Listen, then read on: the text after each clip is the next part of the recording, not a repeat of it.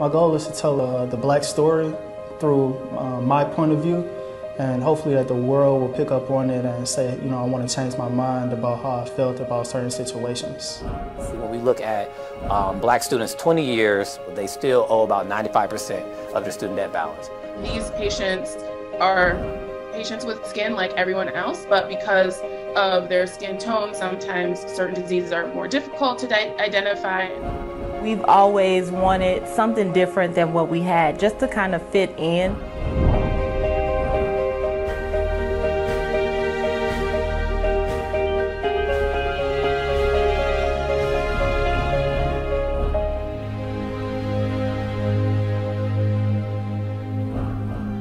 Celebrating Black History Month, February is an opportunity to recognize the achievements and history of African Americans.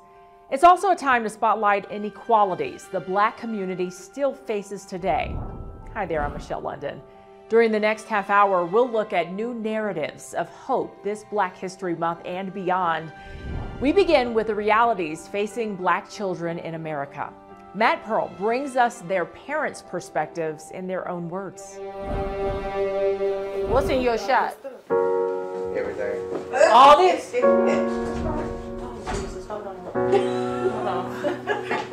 Hold on. Do you need to talk?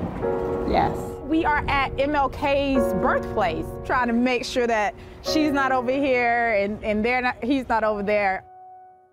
What is it like being a Black parent in 2022? What is it like to be a Black mom in 2022?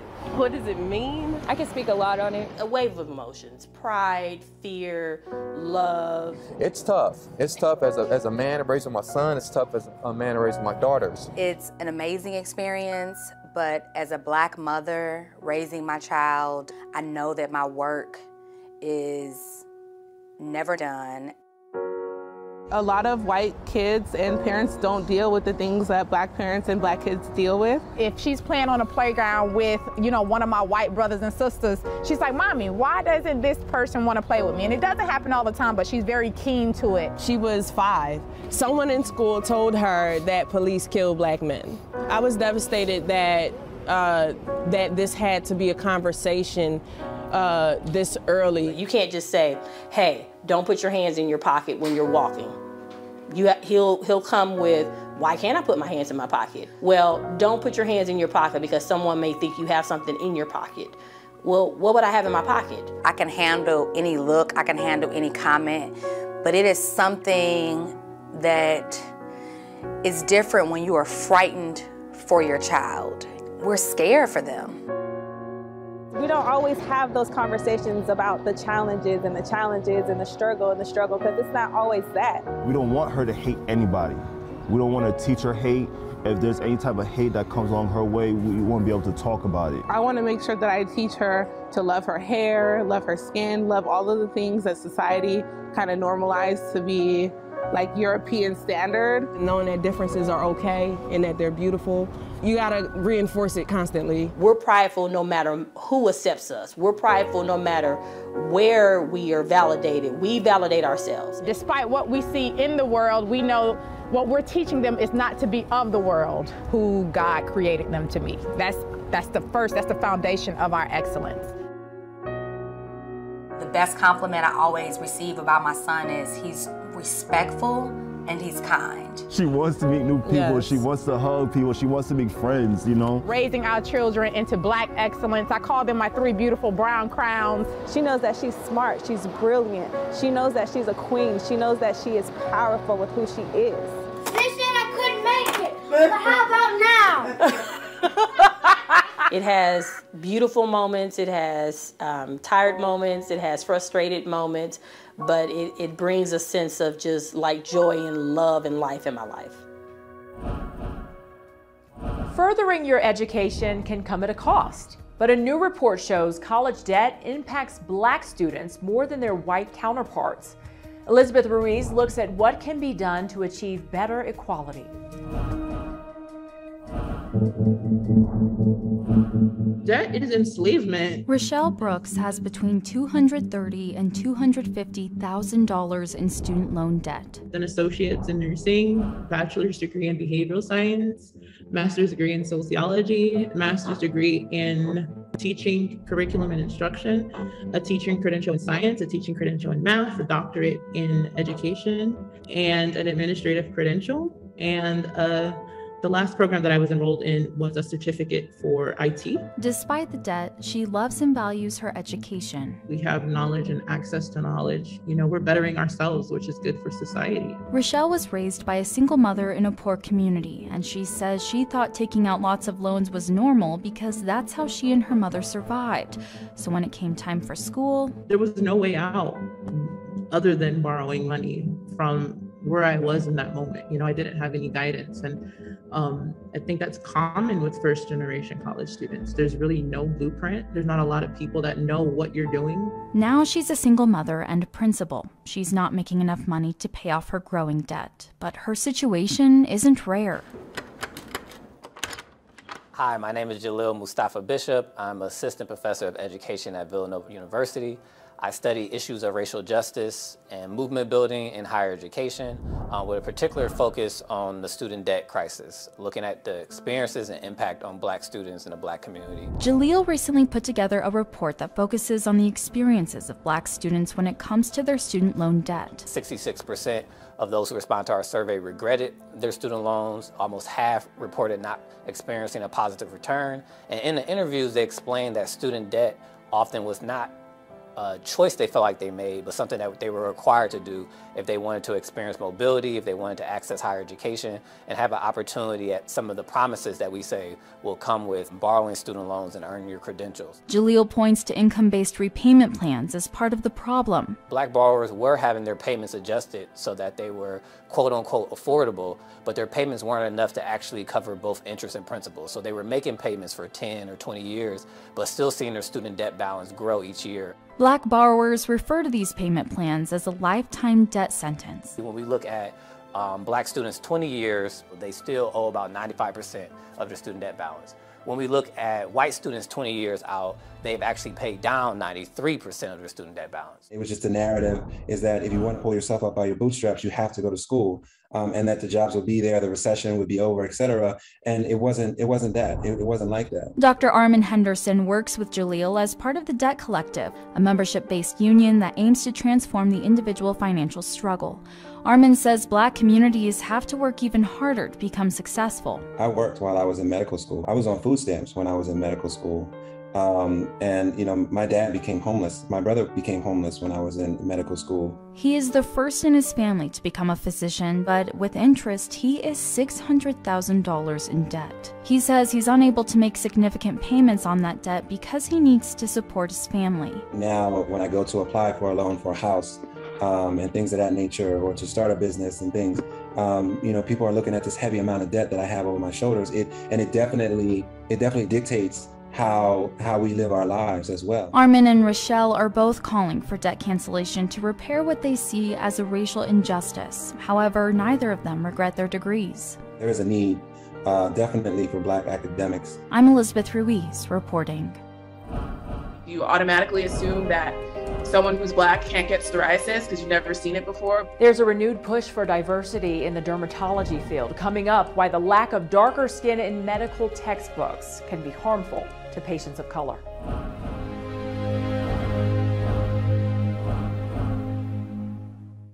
Look.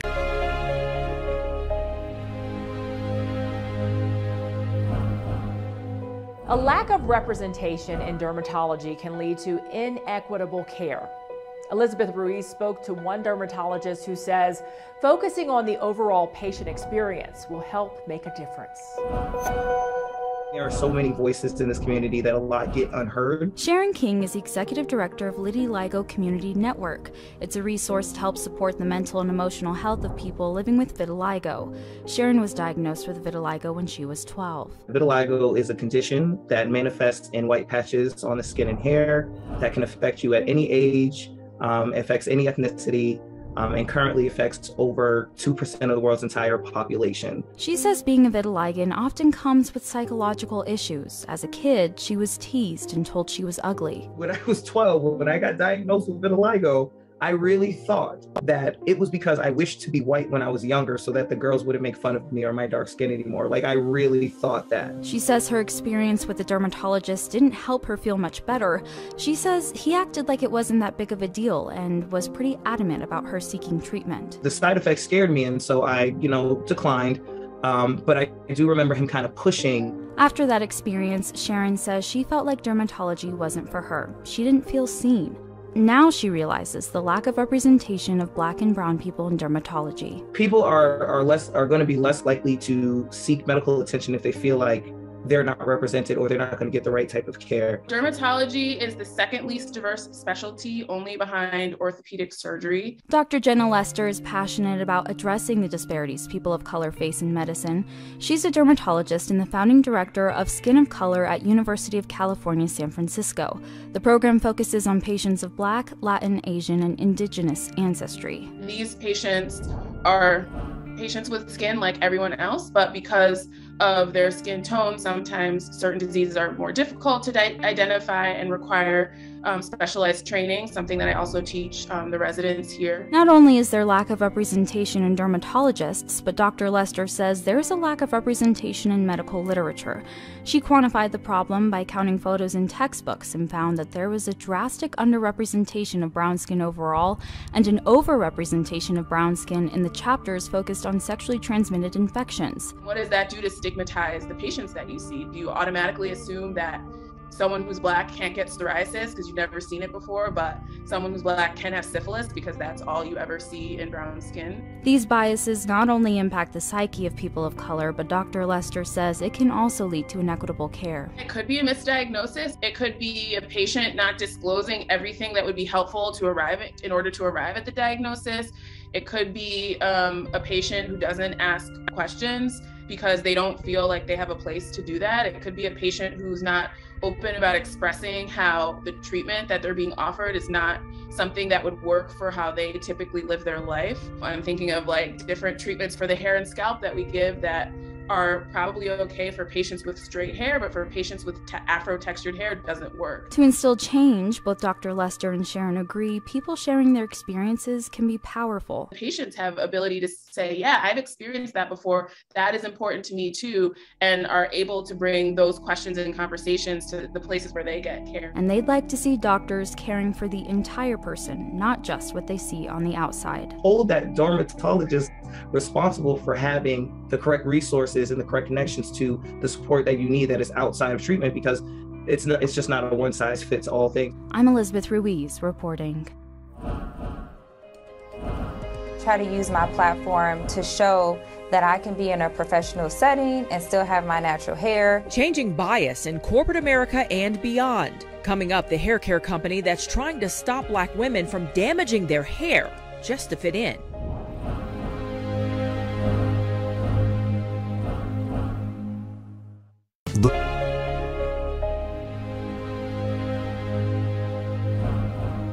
The beauty industry is struggling to target minority customers, but one Black-owned hair care brand is breaking multi-million-dollar barriers. The culture of natural hair in this country is rooted in conformity. I think there is an issue when you feel like you have to do it to fit in. 7 years ago, Monique Rodriguez decided it was time to own the crown on her head and inspire others to do the same. 7 years later, in every major retail in America, we are a global beauty brand. She is now the CEO of Mayel Organics, one of the fastest growing natural hair care companies in the country. Mayel is definitely a disruptor in this industry. She noticed a prominent void in the Black hair care industry, one she has worked to fill. My hair was always frizzy.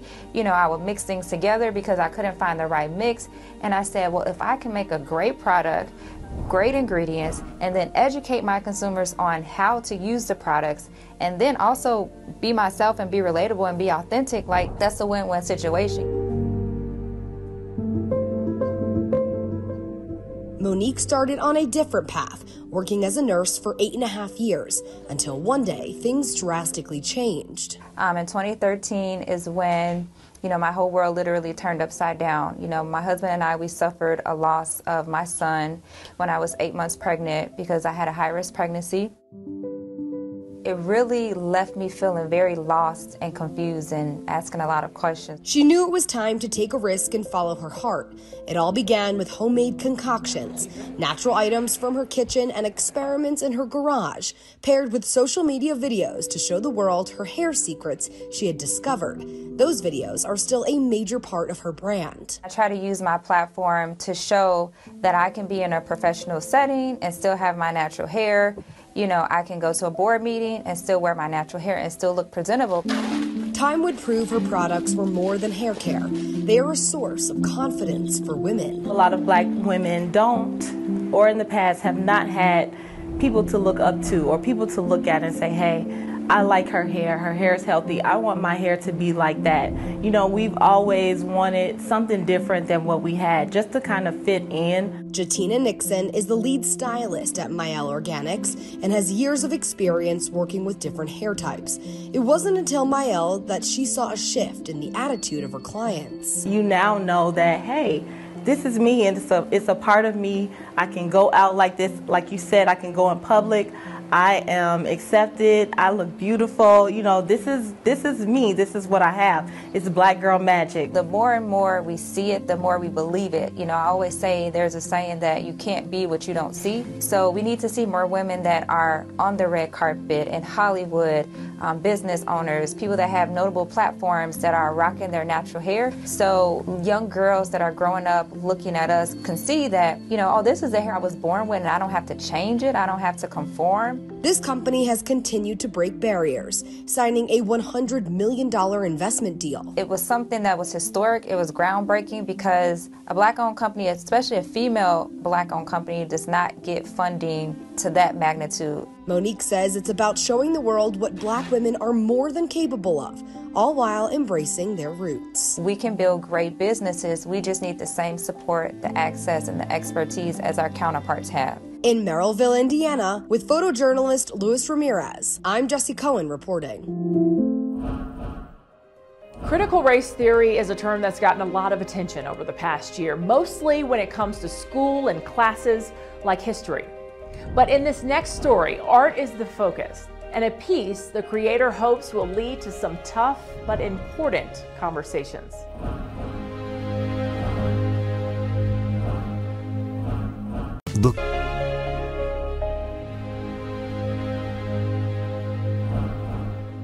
Art plays a role in history by capturing generational issues. Thomas Hoppo introduces us to a Black artist who created a piece to spark discussions about critical race theory.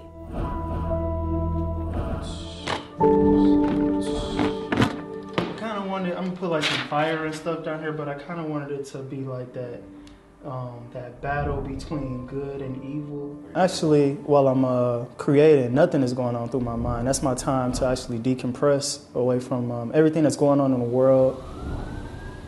And you're just hearing, these sirens all day long and these cars, they be racing down the street, but nah, I've been here, I just got so used to it.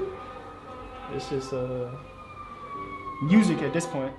Art has a way of captivating audiences at pivotal moments in history.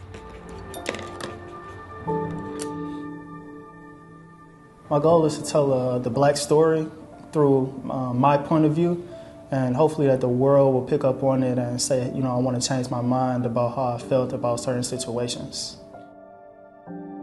I'm Jonathan Harris. I'm an artist and curator from the city of Detroit. It's not as wet, but it's still fluid.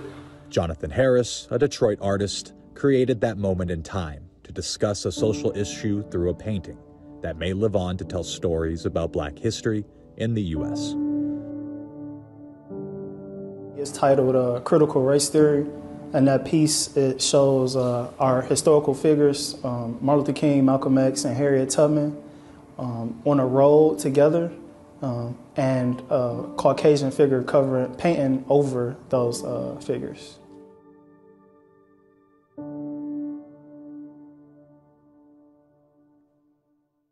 What is critical race theory for you? Well, it's the history of blacks before America, coming to America, and in America. I just believe that history should be told. I know it's not pretty. I know it's very sad, but that's the way that you heal. You don't just, say that it didn't happen and try to cover it up. You have to address it head first, and that's all that black people want, is to just say, hey, let's address this, and we can move forward. Jonathan's painting is one of many across the country capturing this moment in time, reflecting the critical role of art as history. As regards to art's role in history, society, is probably goes back to almost the very beginning of humankind. Paintings showing the raised black fists. There are paintings and photographs depicting the struggle of the various civil rights heroes. I think it will become definitely one of the iconic images that will reference back to this period. And it's always exciting when an artist can take a complex subject matter and distill it and present it between like a poetic essence. Jonathan hopes this piece sparks a discussion for anyone who sees it. That's the only way that we gonna get any progress. We got to be uncomfortable before we get comfortable, and we got to have tough conversations like this. But more importantly, he hopes this generation of artists can have a positive impact on our country's future. I'm Thomas Hoppo reporting. More than ever, this month is a welcoming time for the education and celebration of Black American culture and to continue having courageous conversations. I'm Michelle London. Thank you so much for watching.